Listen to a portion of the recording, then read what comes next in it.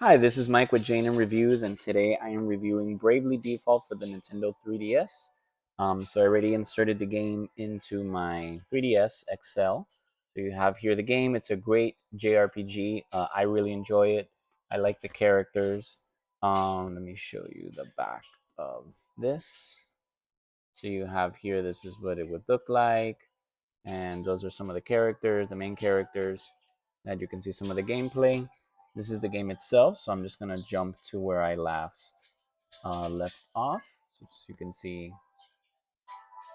some of how it looks. So the music is very nice, the graphics are really nice too. So for 3DS, and the story is a little, I don't know, it's a little complicated, but it's good. You just have to really pay attention and learn what's going on.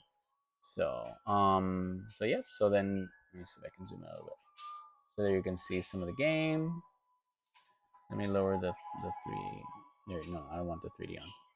So yeah, so that's how it looks. The battles are very fast as well. So, and as you can see, the graphics and the music is great. And so yeah, so just the story's a little doesn't really interest me too much, but I'm not too far in the game, so maybe it gets better later.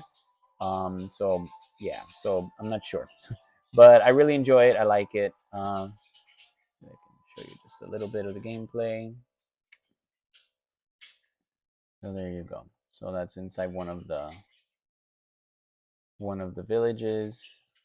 That's what it looks like. So yeah, so hope you enjoy it and hope you check this game out. It's much longer, than a regular game. If you're not into JRPGs, they are a little bit long, but that's what makes it fun. So yeah, so hope you enjoy it and have a great day.